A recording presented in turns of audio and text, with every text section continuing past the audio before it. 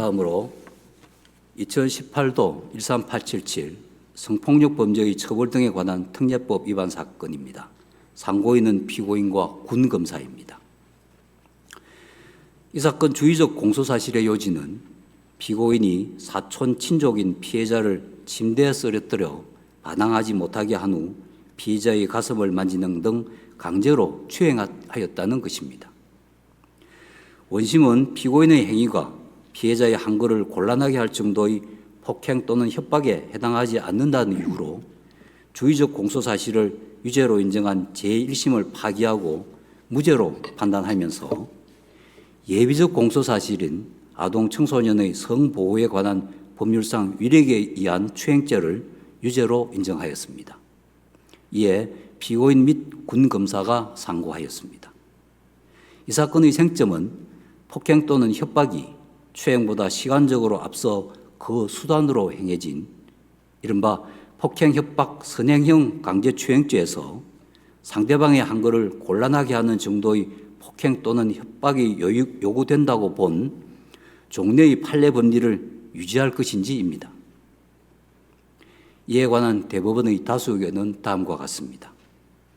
강제추행죄의 폭행 또는 협박은 상대방의 항거를 곤란하게 할 정도의 필요가 없고 상대방의 신체에 대하여 불법한 유형력을 행사하거나 일반적으로 상대방으로 하여금 공포심을 일으킬 수 있는 정도의 해악을 고지하는 것이라고 보아야 합니다.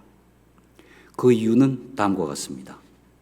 먼저 강제추행죄를 규정한 형법 제298조는 폭행 또는 협박의 정도를 명시적으로 한정하고 있지 않고 강제추행에서 강제라는 의미 역시 상대방의 항거가 곤란할 것을 전제로 한다고 볼 수 없습니다. 피해자의 항거 곤란을 요구하는 것은 강제추행죄의 보호법이기 정조가 아닌 헌법 제10조에 근거한 개인의 성적 자기결정권인 점과 부합하지 않습니다. 폭행, 협박을 수단으로 원하지 않는 성적 행위를 하게 된다면 그로써 강제추행죄의 보호법인 성적 자기결정권은 침해된다고 할 것입니다. 근래의 재판 실무는 종래의 판례 법리에도 불구하고 가해자의 행위가 폭행죄에서 정한 폭행이나 협박죄에서 정한 협박의 정도에 이르렀다면 강제추행죄의 성립을 검증하는 방향으로 운영되어 왔습니다.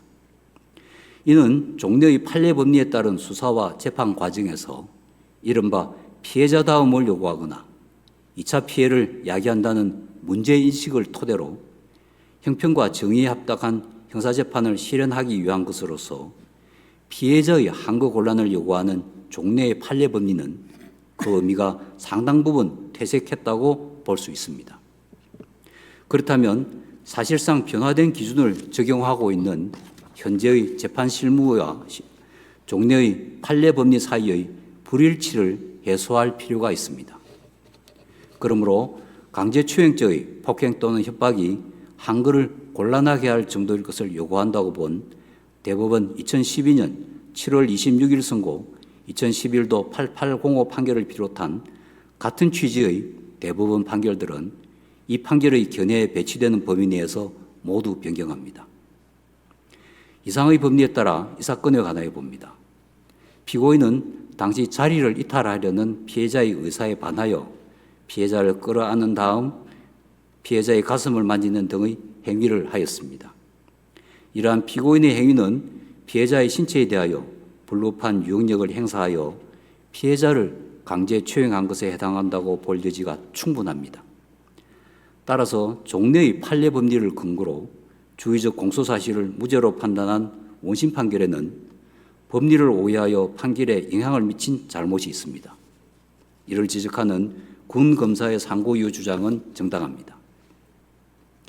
이상의 다수 의견에 대하여는 대법관 이동원의 별개 의견과 다수 의견에 대한 대법관 안철상, 대법관 노태학, 대법관 천대엽, 대법관 오석준, 대법관 서경환의 보충 의견, 다수 의견에 대한 대법관 민유숙, 대법관 김선숙, 대법관 오경미의 보충 의견, 다수 의견에 대한 대법관 노정희의 보충 의견이 있습니다.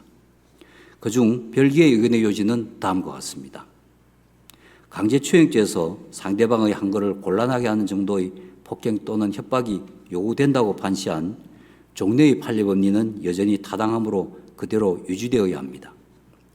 종래의 판례법리는 강제추행 중 강제 부분에 관한 법무능과 한거 곤란을 기초로 마련된 성범죄 관련 특별법과의 관계에 부합하고 준강제추행죄에서 한거불능을 요구하는 것과 해석상 균형이 맞습니다. 종래의 판례법리는 피해자의 현실적 저항을 요구하거나 2차 피해를 야기하는 법리가 아닙니다. 그러한 위험성이 있다는 이유로 범죄 구성 요건의 내용을 달리 정할 수는 없습니다. 종래의 판례법리는 대법원이 수십 년 동안 반복적으로 선언한 법리로 학계의 지지를 받고 있고 이른바 종합판단기준서를 통해 구체적 타당성도 도모할 수 있는 법리입니다. 이러한 종래의 확고한 판례법리를 변경할 명확한 근거가 부족합니다.